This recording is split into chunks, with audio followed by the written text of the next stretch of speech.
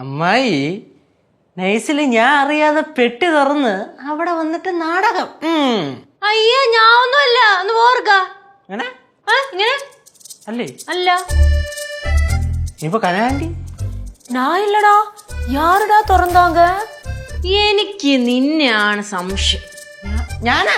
ആ പിന്നെ നീ തുറന്നിട്ടേ നീ അങ്ങോട്ട് വന്ന് ഡ്രാമ കളിച്ചായിരിക്കും. പിന്നെ എനിക്ക് വേറെ പണിയില്ല തുറന്നിട്ട് വന്ന് ഡ്രാമ കളിക്കാനായിട്ട്. അങ്ങനെയാണെങ്കിൽ പിന്നെ ഞാൻ ഇപ്പൊ അമ്മായിയെ കൊണ്ട് ഇങ്ങോട്ട് വരും. ഒരു കാര്യം ചെയ്യും, ഇതെനിക്ക് ആരാ തുറന്നതൊക്കെ പിടികിട്ടി. അമ്മൂമ്മ അല്ലാതെ ആരും തുറക്കായി. പിടി അങ്ങോട്ടിട്. അമ്മൂമ്മ എവിടെ കനാൻറ്റി ഇങ്ങോട്ട്. പെട്ടി പൊട്ടിച്ചോ? എന്തോ പെട്ടി പൊട്ടിച്ചോ? കൊച്ചു കള്ളി നൈസില് പെട്ടി പൊട്ടിച്ചിട്ട് അടുക്കള കയറി ഇരിക്കുകയായിരുന്നല്ലേ? ഞാനോ? എടാ ഞാൻ അടുക്കളയിൽ ഓരോ ജോലിയിലായിരുന്നു. ഞാനല്ല, ലച്ചു ആയിരിക്കും. അതിന് ലച്ചു ഇവിടെ വന്നില്ലല്ലോ. അപ്പൊ പിന്നെ ഇത് ആര് പൊട്ടിച്ചത്? ഇനിയിപ്പൊ എന്തായാലും പെട്ടി പൊട്ടി. എന്തായാലും ചേച്ചി വന്നു കഴിഞ്ഞാൽ നമുക്ക് ആർക്കും കിട്ടേണ്ട സാധനമൊന്നും കിട്ടൂല.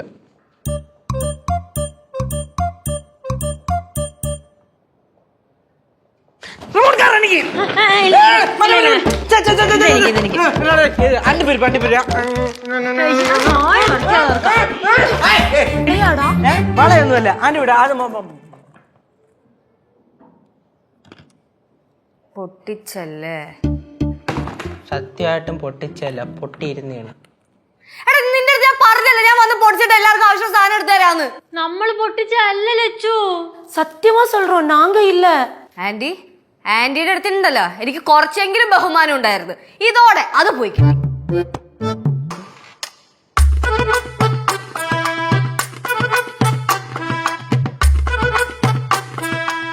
ബുദ്ധിമുട്ടിച്ചതിൽ എല്ലാരും ഒന്ന് ക്ഷമിക്കണം.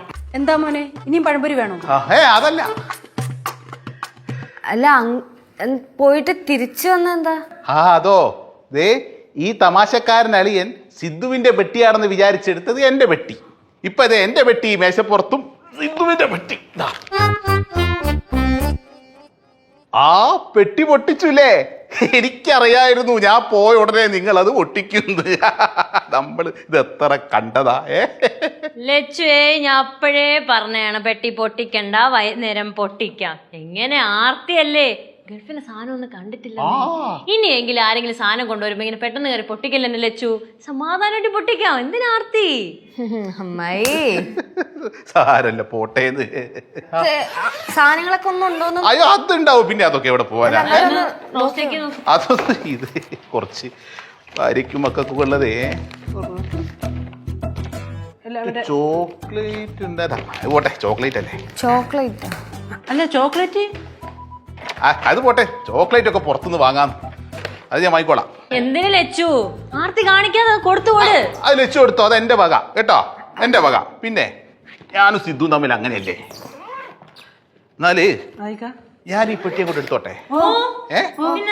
നിങ്ങൾ പെട്ടി ഞാൻ ഭദ്രമായി ഇവിടെ കൊണ്ടുവച്ചിട്ടുണ്ട് കേട്ടോ. എന്നാല്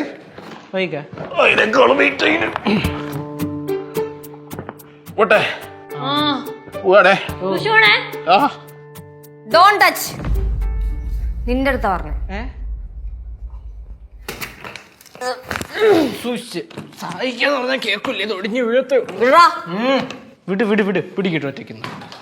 കണ്ടാ, ദൈവം ഉണ്ടല്ലോ എന്റെ കൂടെയാ. സിദ്ധു എനിക്ക് വേണ്ടി അയച്ച പെട്ടിയല്ലേ, അത് ഞാൻ തന്നെ തുറക്കും. നമ്മുടെ അതിനകത്തുള്ള സാധനങ്ങൾ തരണേ.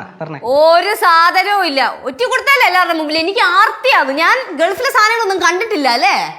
ശരിയാക്കി തരാ. അത് അമ്മായി അല്ലേ പറഞ്ഞത്, ഞങ്ങൾ എന്ത് പഴിച്ച്?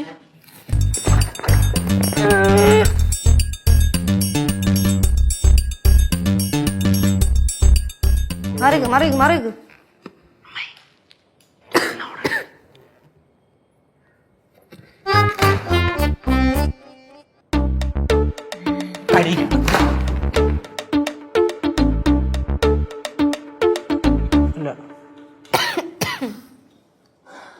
അടിയിലൊന്നും ഒന്നുമില്ല.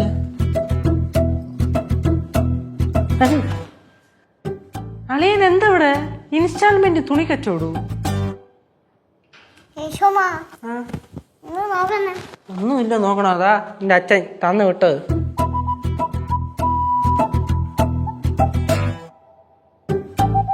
എന്താന്ന്? പാക്ക് ചെയ്ത് വെച്ച പെട്ടി മാറിപ്പോയിന്നാ. എടോ എടോ എടോ എടോ താനോ നേരെ ജോബെ നാട്ടിലോട്ടൊന്നും വരാറില്ല. അതാ പിന്നെ പാക്ക് ചെയ്ത് വെച്ച പെട്ടി എങ്ങനെ വൃത്തിക്ക് അയച്ചൂടെ? മനുഷ്യന് നാണം കെടുത്താനായിട്ട് എന്തോ ഇത്. ഞാനേ ലച്ചു, ഇതാർക്കൊക്കെ എങ്ങനെയൊക്കെ എന്ന് വെച്ചാ വീതിച്ചു തന്നിട്ട് പോടെ.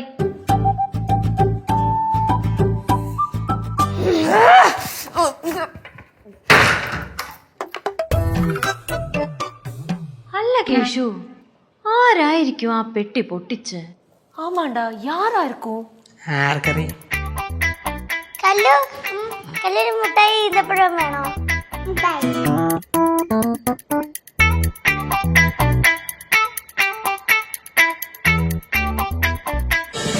ഫ്ലവേഴ്സ് ഒരുക്കുന്ന കാഴ്ച വസന്തം യൂട്യൂബിൽ പ്രേക്ഷകർക്ക് ലൈവായി കാണാം.